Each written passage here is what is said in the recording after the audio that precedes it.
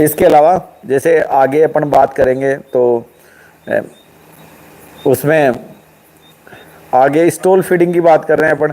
तो चारे तो मैंने आपको बता दिए भाई, आप ये चारा इनको दोगे। इसके अलावा अनाज आप भिगो के देंगे, और अनाज से मैंने आपको बता ही दिया कि जैसे सबसे बढ़िया मेथड तो ये है कि आप जैसे ये बड़े ड्रम आते हैं प्लास्टिक के, और ये फैक्ट्री एरिया में जो केमिकल वगैरह प्रोसेस में काम में लेते हैं, तो ये ड्रम ले ले और इनकी बढ़िया तरीके से ये खुरलियाँ बना ले आप।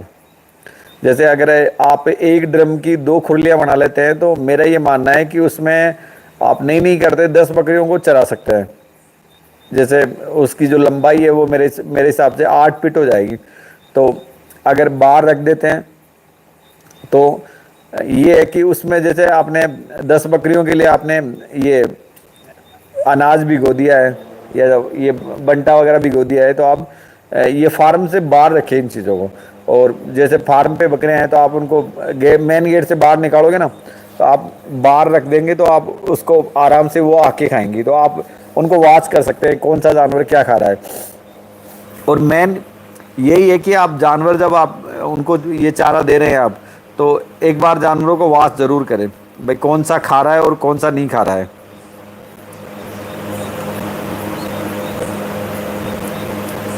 ये क्या कह रहे हैं?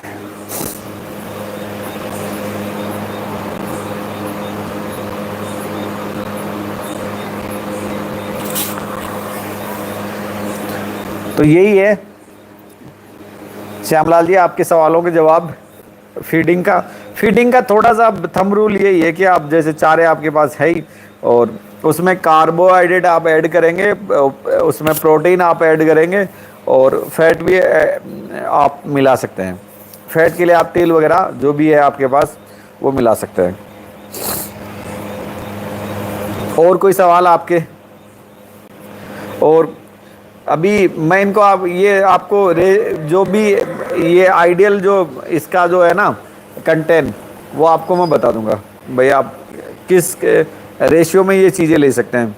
जैसे हम लोग प्रयास कर रहे हैं, और अभी हम लोग 2-4 रोज में आपको आपकी सहूलियत के अकॉर्डिंग चीज़ें हम बोर्ड पे आपको समझा पाएंगे। भाई आपको कार्बोहाइड्रेट अगर आप ले रहे हैं तो आपको इतना लेना है, अगर आप प्रोटीन ले रहे हैं आप तो ये लेंगे, और अगर फैट कंटेंट आपको बढ़ाने हैं तो आप ये लेंगे। तो ये आपकी सहूलियत के अकॉर्डिंग हम बोर्ड पे आपको बताएंगे।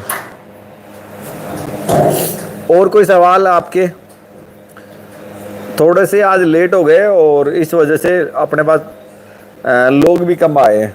लेट का यही है कि जैसे मैंने आपको बताया कि हमारी ये प्रैक्टिस के हिसाब से कई बार प्रभावित हो जाती हैं चीज़ें। जैसे हमें टाइम मिलता है उस हिसाब से आप लोगों के सामने हम आते हैं। और हम लोग अभी घर पे बैठे हुए हैं, और यही है। और कोई सवाल आपके? तो चीज़ों को हम यही कंटिन्यू रख रहे हैं, और आप लोगों के लिए जैसे जो लोग दिन में देख रहे होंगे उनको मैं बता दूं कि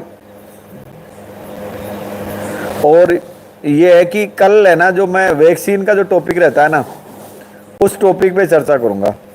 वैक्सीन किस हिसाब से करनी है, कौन से मौसम में करनी है, कौन से टीके आपको लगाने हैं, साल में कितने टाइम लगाने हैं, तो ये सारा है ना वैक्सीन पर अपन चर्चा करेंगे। और ये भी है कि जैसे हो सकता है कल मैं आपको बोर्ड पे चीज़ों को बता पाऊँ कि आपको वैक्सीन किस हिसाब से करनी है। तो कल का जो टॉपिक है वो आप भले आप नोटबुक लेके बैठ सकते हैं। कल का टॉपिक मैं आपको वैक्सीन का बताऊंगा, और तो इम्पोर्टेंट टॉपिक है, आप लोग ज़रूर आए। और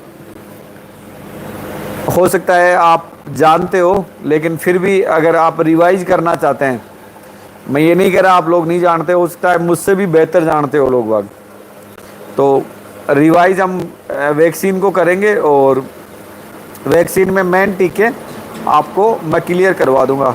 तो आप लोग इतनी देर से हमारे साथ जुड़े रहे, इसके लिए बहुत बहुत धन्यवाद।